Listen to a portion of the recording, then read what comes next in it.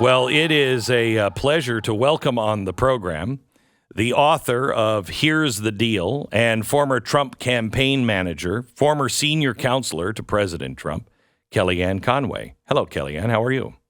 I'm wonderful, Glenn Beck, and thank you for having me today. You bet. Good to hear your voice in person. Yeah, thank you. So I have to start because this is I'm sorry, but this is the thing that I've always wondered. You and your husband, are you like James Carville and Mary Matlin? No, we're not. And I'm glad you asked that question because other people just write it and they presume it. That's not what this is. He was never a Democrat working against my Republican presidential candidate. That would be James Carville, who helped make Bill Clinton's career, Mary Matlin, very smart Republican strategist who worked for the Bushes and others.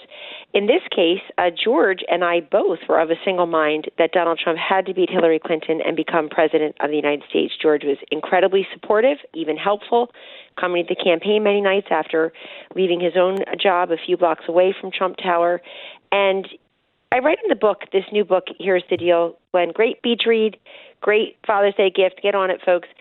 I write there very explicitly that people say, without Kellyanne Conway, Donald Trump would not have been elected in 2016. That's debatable, but what will never be in doubt is that without George Conway, Kellyanne Conway could not have been the campaign manager in those closing months of 2016 to the extent I was.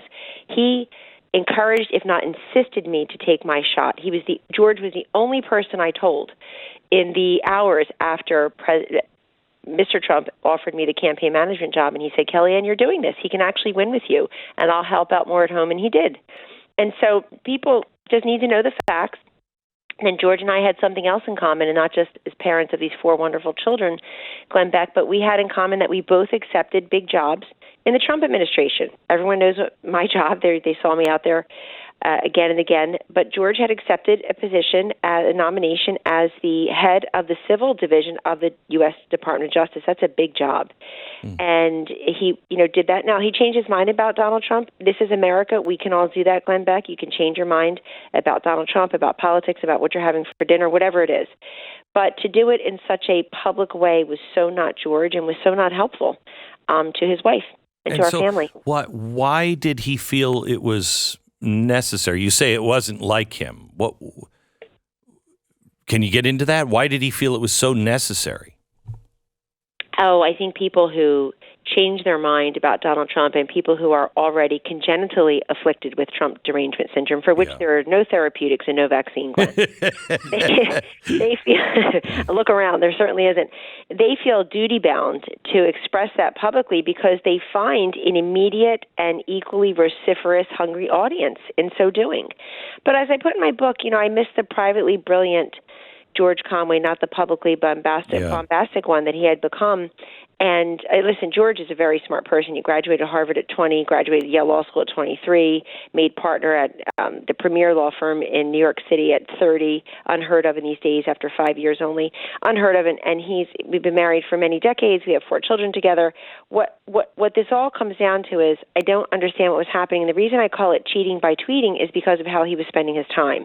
So if you have a side piece, if you have a gumas, the Italians in my family, the Italian men in my family did, growing up, if you had you have a mistress, you're spending time with that person, thinking about her and meeting with her and being with her and planning that and pretending you weren't with her. And I just felt this was very similar in that this consumed an awful lot of his time and his attention. And you saw what happened. George Conway became a folk hero, but actually Kellyanne Conway's husband did. I put in the book quantitatively that he was referred to as Kellyanne Conway's husband routinely, which tells you all you need to know about what their real motive was, particularly in those beginning months, if not year, which was to try to stick it to me, to try to put division between Donald Trump and me, to try to get me to quit my job. I was good at my job, and I loved my job. I loved my public service job, and I was darn good at it, and I was very focused on it. And I think the media, who never knew, whose job, the job of the media, Glenn, is, in my view, to get the story. But they took it upon themselves to get the president and those around him, his family members, his senior staffers, and their families. And they couldn't get enough of Kellyanne Conway's husband. I have to ask just one quick follow-up question, because you write in the book that Ivanka came to you and gave you, I think, 2 names of marriage counselors, and you guys went. You guys are married, and are things better now, or? We did not go. I put in the book that we Oh, never you did went. not go. We I did thought not you go. I had two appreciated- names.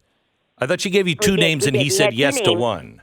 That's right. He said no to one, and then he sort of shrugged at the other, and we never went. And the way I look at it is that I wouldn't be so public about something so private, except it's important to know that I take my marriage vows very seriously. I've always been faithful to them. And when I said forever, I meant it. And it was very nice of Ivanka Trump, and I put in the book, Glenn, that, I was talking to her about something else. Our offices were right next to each other in the West Wing, on the second floor. I called it the Cool Kids Wing, White House counsel's office, me, Johnny DeStefano and Dina Powell, Ivanka, and then Larry Kudlow across from us. And she was very, Ivanka's a very nice person. She's very gracious, very kind. And she gave it to me on a Post-it because she knew I was open to receiving it. And she said, listen, I've got lots of Democrats in my family. I know how this goes, and they're making things harder for all of us. And it was very nice of her. But we never went. And the reason I talk about it is I think that if George wanted to do that, he would have done that, because that's the way we see the way he spent his time. He did exactly what he wanted to do. So I want to make very clear right now, as I make clear in the book, because I know it gets manipulated, is that George does not owe loyalty and fealty to Donald Trump or to the president of the United States or to a political party or to this or that. The vows were to me.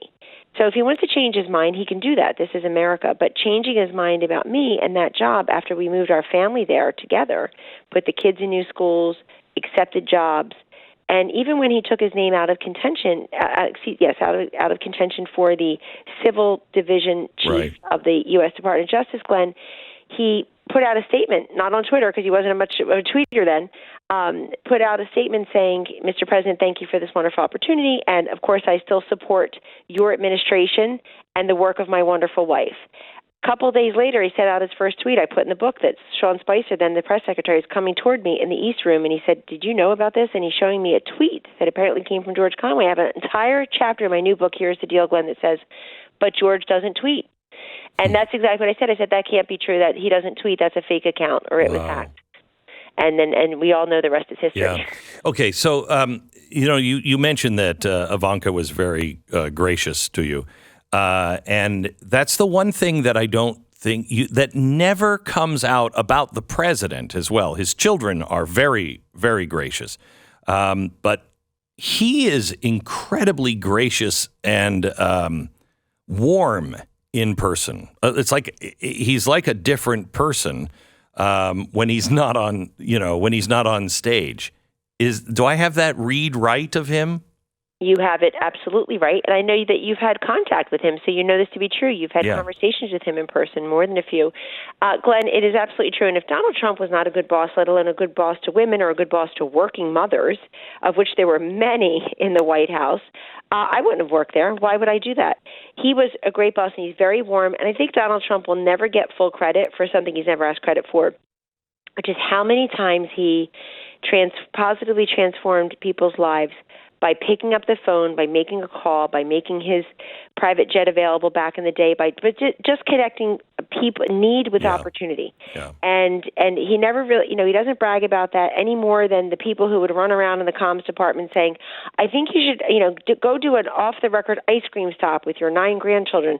And he would say, well, why would I do that? I enjoy them in private. In other words, he's very authentic that way, and he's very warm and gracious. And even Hillary Clinton, I write in the book, Hillary Clinton acknowledged as much in a debate. In one of the debates in 2016, Glenn, each of them, Trump and Hillary, were asked about the other. Say something nice about the other. Compliment the other. And her compliment of him was, I don't agree with Donald on most things. We disagree on everything, but he has raised really great kids, adult kids. Yeah, that's true. And then look what happened. They went after them and still do. But it absolutely is true. And look, it's a measure. If we can all be remembered for our kids, I think that's wonderful. I said when my daughter Claudia, she was only 12, didn't want to move to Washington, and of the 4, I say as a pollster, if you get 75% agreement on something, you're really winning.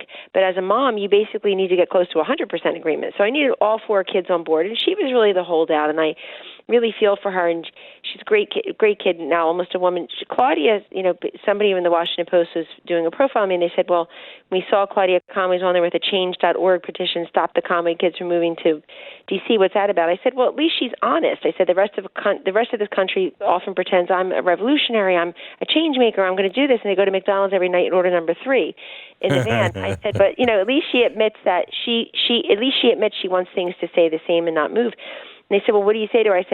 She said, Mom, I don't want to go to D.C. and be known as Kellyanne Conway's daughter. And I said, guess what? You cure cancer, and I'll be known as Claudia Conway's mother. Deal. And that's very true. And for Donald Trump, he raised great kids. We're all trying to raise great kids. It's the most wonderful contribution you can make to society. It is. I mean, that's the one thing I knew the whole time was that his kids loved him. And at the end, I'm not sure my kids would have walked through that wall of fire. They never abandoned him, at least publicly. And I doubt that they agree on everything. But maybe that's just me, and I'm not asking for inside information. We're talking to Kellyanne Conway. She has a brand new book that is out now. We're going to spend some more time with her here in just a second. If you want to pick up the book, it's called Here's the Deal by Kellyanne Conway. It is out now wherever you order your books or get your books from.